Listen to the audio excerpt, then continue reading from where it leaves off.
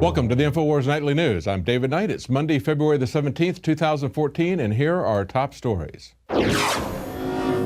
Tonight, the U.S. military trains to take down its own citizens in a mock city. Then, a blackmailed Congress stalls outline NSA surveillance. And is he a science guy, or does he just play one on TV? That's next on the INFOWARS Nightly News. Not all of us are in comas watching TV, buddy. Not all of us are busy, down at the bar watching UFC, looking tough in front of our buddies. Well, in our top story today, we see more signs that currency controls are underway. Chase is imposing new capital controls on cash deposits.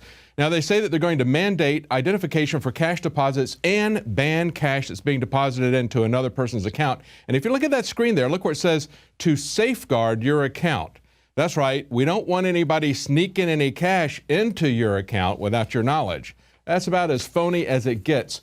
But we're also seeing a new approach from Google for internet login, which raises questions not only of currency control, but also of internet freedom, giving you a universal internet ID. If you remember, it was probably only about a month ago that we saw some slides that were leaked from the NSA, and it was all about the iPhone. And they said, who would have thought in 1984, and they show the Apple commercial from 1984, that this, and they show Steve Jobs holding up an iPhone, would be Big Brother. This is an NSA series of slides. And then the third slide says, and that the zombies would pay for it. And they show people willingly lining up at the store to get their iPhones. Well, now we see that Google has just purchased a company called Slick Login.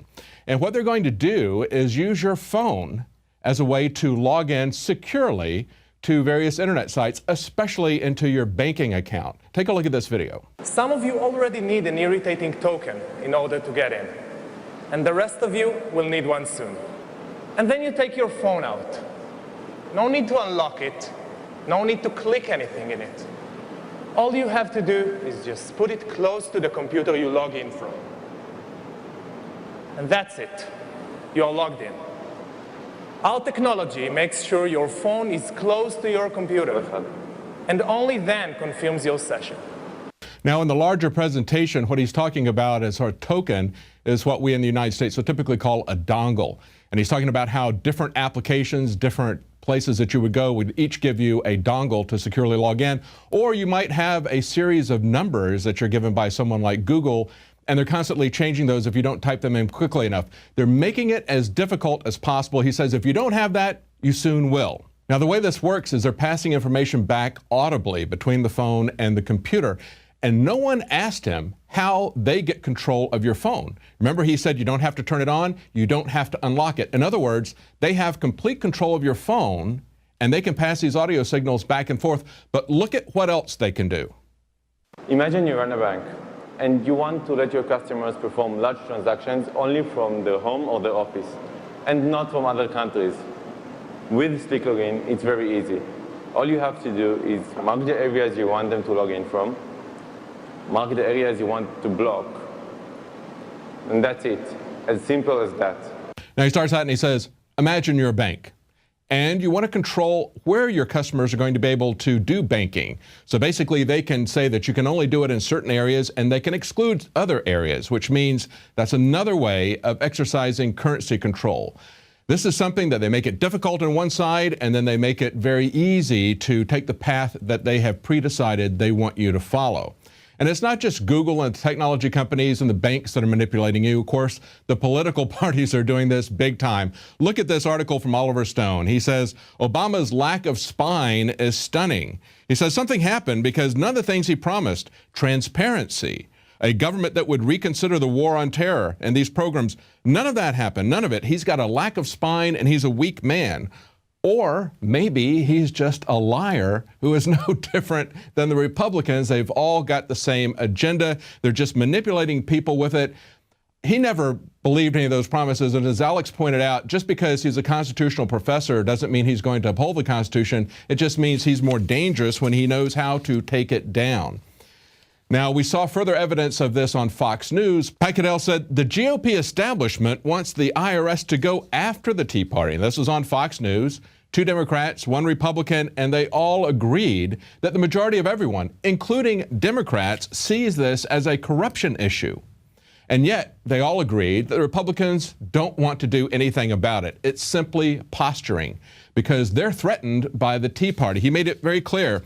He said they're protecting the lobbying consulting class. They are preserving privileges and arrangements that benefit their people over the interests of the country. That's very true. And of course, the Republican there said, these are things that are far worse than what took down Nixon. That's what we've been saying all along. And yet, the phony Republicans who are in charge, people like Mitch McConnell, John McCain, and others, are doing nothing about that. And of course, the blackmailed Congress is also sitting on any NSA reforms. That has been passed by 20 senators who've signed onto the bill. Not passed, but 20 senators have signed onto the bill in the Senate and 120 in the House. And yet, both in the House and in the Senate, the leaders are sitting on these bills and not letting them come out. They are not interested in any reforms of the NSA. We also see that Ted Cruz made it very clear that these guys are putting on a phony facade about controlling government. Yet look at the way Bloomberg spins this. They say the Cruz Senate stunt goes unpunished as old tools don't work.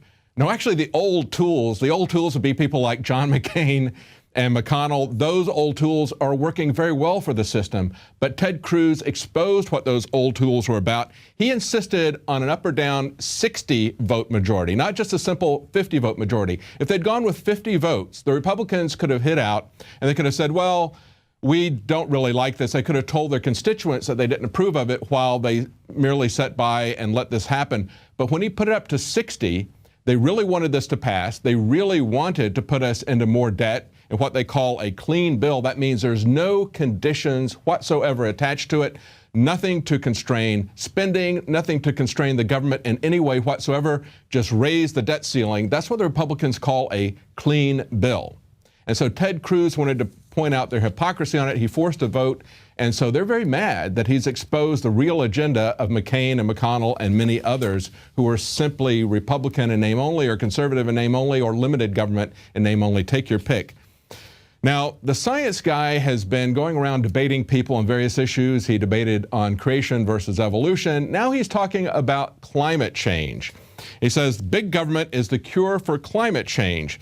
Now, you've got to understand that Bill Nye is not really a science guy. He just plays one on television. Remember decades ago when you had Marcus Welby come out and say that because it was one of the earliest examples of the pharmaceutical companies selling drugs. And of course, people saw him on television and they think if he's playing a doctor that he's a real doctor. So they had to put that disclaimer out there.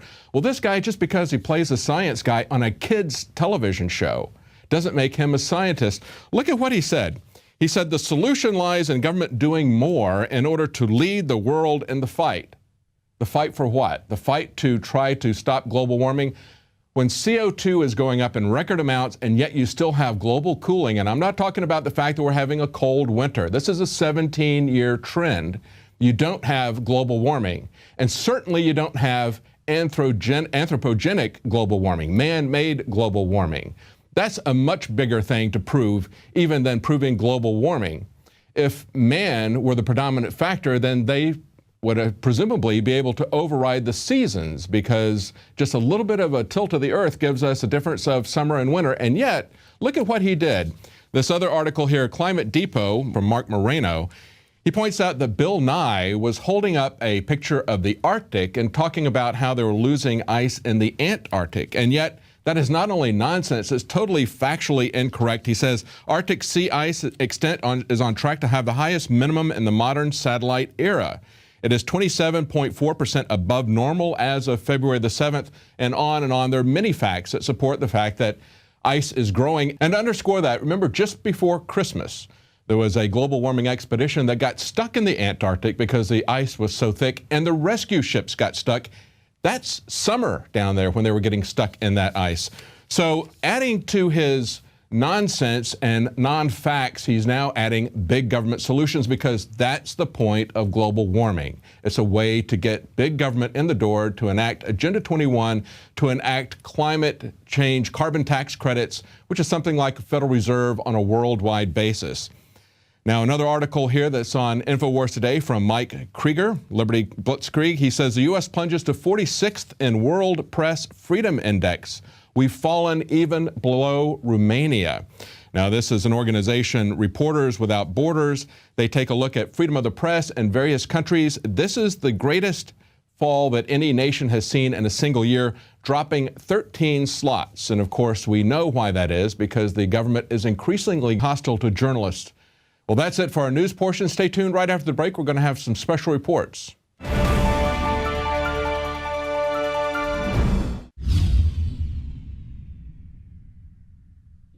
The globalist social engineers are not just targeting us with propaganda. They are manipulating our genetics. We are being targeted at every level by estrogen mimickers that lower our testosterone and other hormones and natural compounds that the body needs. After consulting top doctors, nutritionists, pharmacists, and others, we have developed what I believe is the ultimate non-GMO organic super male vitality formula, sourced from powerful organic herbs and then concentrated for maximum potency. Super Male Vitality was developed to activate your body's own natural processes instead of using synthetic chemicals. Super Male Vitality by INFOWARS Life is so powerful that I only take half the recommended dose. For a limited time, we are offering 15% off Super Male Vitality at InfoWarsLife.com to introduce you to this powerful supplement. Visit InfoWarsLife.com today to secure your Super Male Vitality. InfoWarsLife.com.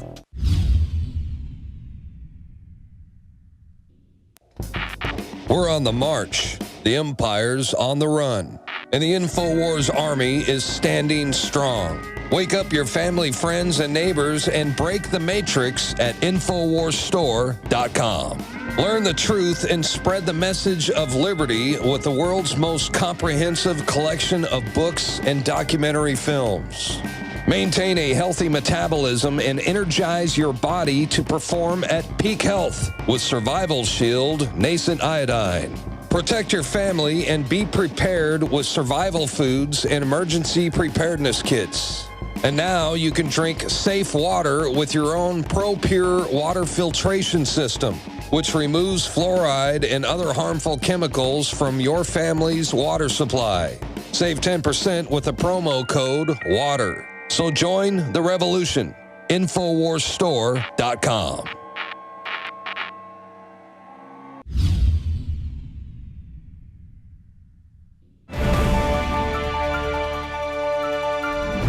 Welcome back.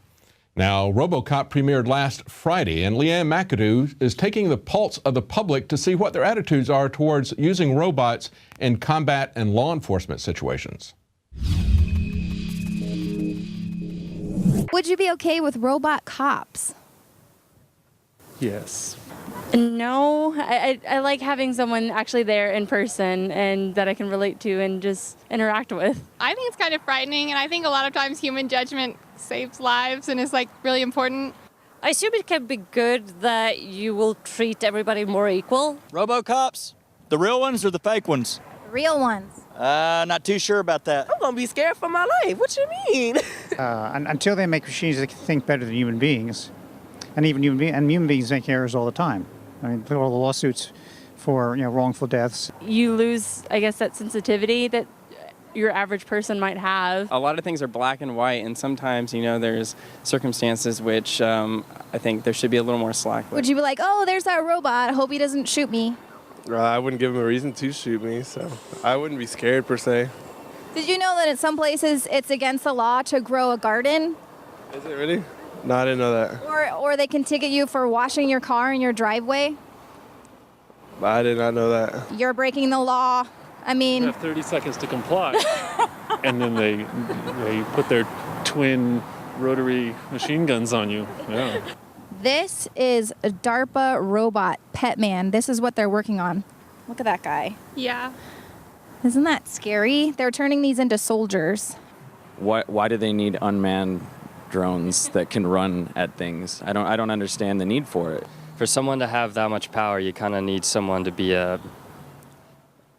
have more intelligence than some robot. Would you ever date a robot? No. I don't think you can replace the human heart.